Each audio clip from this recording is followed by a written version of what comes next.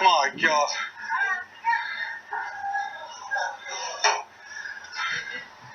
Look at this. Now we're on top of the roof.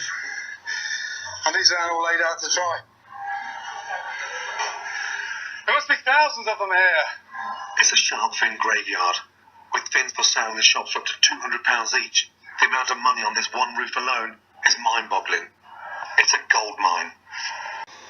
See animals still alive and wiggling. The pure cruelty of this. Just imagine taking a lion in the savannas of Africa and cutting its arms off and then just throwing them out on the savannah to bleed and to die. That would be extremely cruel. The meat of the hammerhead shark in Costa Rica, once they're this size, has no value absolutely. If they bring it back to the port, no one will buy it. So that's the incentive to fin.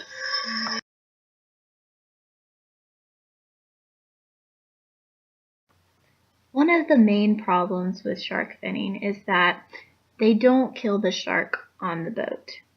What they do is that they cut off each fin and then throw the shark back into the ocean thinking that it will survive without its fins. But the problem is sharks can't. Sharks breathe by propelling themselves through the water, and if they don't have their fins, they can't do that. So, when a shark is thrown into the water without its fins, it slowly drowns, and this can take up to hours to a few days.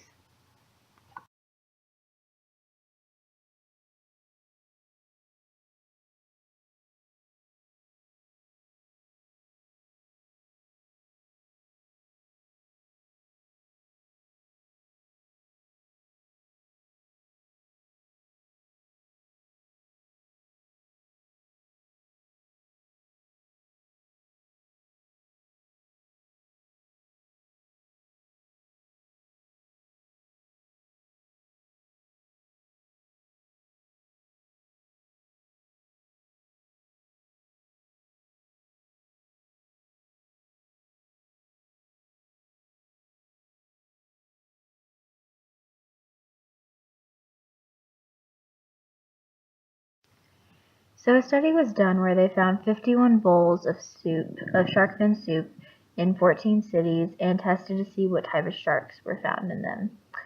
There were 8 sharks found in them, and if you look on this chart, the red represent sharks that are endangered of becoming extinct. The orange are ones that are on the verge, and then yellow is ones that are in the decline. And so as you could see, there are still sharks that are being used in these soups that are on the verge of going extinct, and no one is preventing them from finning them.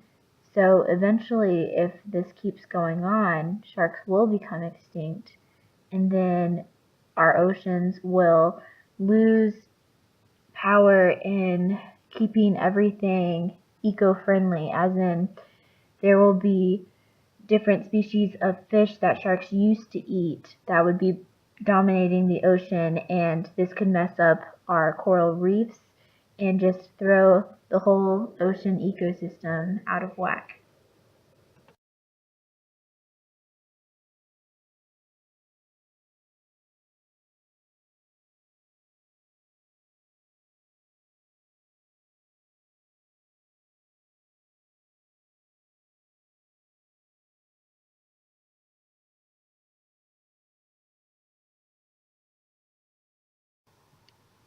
My solution to this is to set more regulations on what type of sharks can be finned and how old and big they need to be.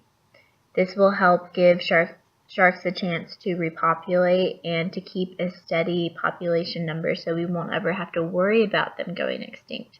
And this will also keep an abundant amount of them so many people can still get their shark fin soup.